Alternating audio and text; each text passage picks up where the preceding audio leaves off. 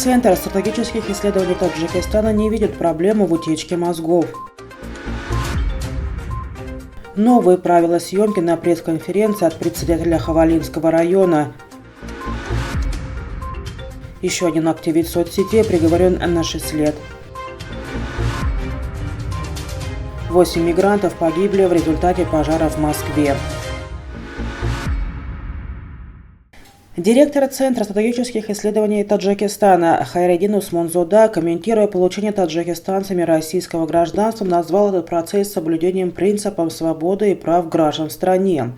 Это свидетельствует о том, что в Таджикистане соблюдается принцип свободы и прав граждан. Эта ситуация не может вызвать неприятных последствий и не представляет угрозы для будущего Таджикистана, заявил он на пресс-конференции вчера. По его словам, принятие российского гражданства уроженцами Таджикистана не может создавать препятствий для экономического и социального развития страны. Министерство образования и здравоохранения недавно сообщили, что в стране не хватает 3400 учителей, 2960 врачей и 1340 медсестер. Причину нехватки кадров в министерствах объяснили тем, что они предпочли миграцию. Принятие российского гражданства выходцами из Таджикистана осуществляется на основе двухстороннего соглашения, и на этом же основании россияне тоже получают гражданство Таджикистана, сказал Усмонзода. При этом глава ЦСИ не предоставил информацию о числе россиян, получивших таджикское гражданство. Между тем, хотелось бы отметить, что получение гражданства Таджикистана на самом деле очень трудный процесс. Председатель Хавалинского района Хатлонской области Масджиди Мухтади запретил журналистам снимать видео с пресс-конференции на мобильные телефоны. Журналисты часто используют смартфоны для фото и видеосъемок, тем более, что сегодня некоторыми смартфонами можно не только вести видеосъемку, но и создавать профессиональные видеоролики. Запрет главы Хукумата Хавалинга снимать видео с пресс-конференции на мобильные телефоны возмутил пришедших на пресс-конференцию журналистов.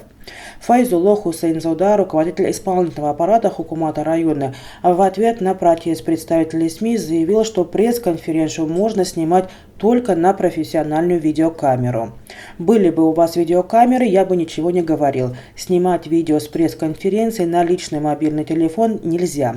Пожалуйста, поймите меня правильно. Повторяю, были бы у вас профессиональные видеокамеры, не было бы никаких проблем», сказал Хасанзода. Журналисты заявили, что на пресс-конференциях руководители министерств и ведомств они снимают фото или видео на свои мобильные телефоны, но председателя Хавалинского района этот довод не убедил. Суд столичного района Сино приговорил активиста социальных сетей, арестованного после депортации из России, к 6 годам лишения свободы по обвинению в призывах к экстремизму через интернет.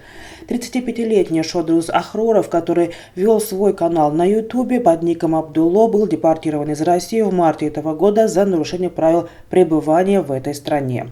Через 4 дня сотрудники милиции задержали Ахророва в его доме в Душанбе.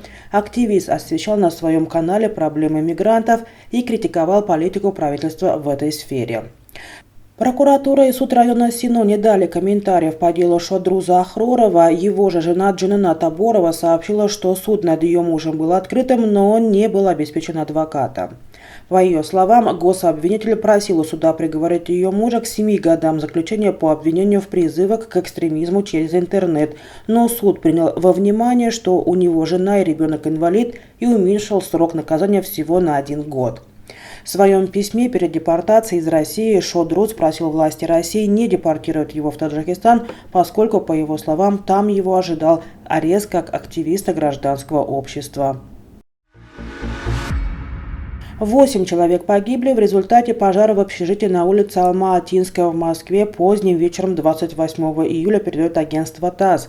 Информация о пожаре поступила оперативникам в 23:47 московского времени. Возгорание площадью 100 квадратных метров произошло в общежитии по улице Алма-Атинская, дом 7, корпус 2, на 1-м этаже, где находится хостел.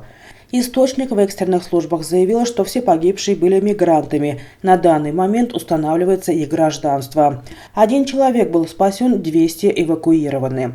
Пожар удалось потушить в 00:47. Источник в экстренных службах уточнил, что все жертвы находились в одной комнате и погибли от отравления продуктами горения. Не исключено, что в момент начала пожара они спали. По словам очевидцев, хостел открыли в мае 2019 года. Он имеет отдельный вход с торца дома, а на всех окнах решетки. В пресс-службе АО «Мосгаз» уточнили, что данное здание не газифицировано. Как сообщил источник, в правоохранительных органах владеющая хостелом фирма открылась 3 месяца назад. Причиной пожара стал аварийный режим работы энергосети, а решетки на окнах, позднее сообщение о возгорании и попытки самостоятельно его потушить привели к большому числу жертв, сообщил источник в экстренных службах. По словам очевидцев, эвакуационный выход из хостела был заблокирован. По факту гибели людей в результате пожара Следственный комитет Российской Федерации возбудил уголовное дело по признакам преступления, предусмотренного частью 3 статьи 238 Уголовного кодекса Российской Федерации «Оказание услуг, не отвечающих требованиям безопасности, повлекшее по неосторожности смерть 2 и более лиц».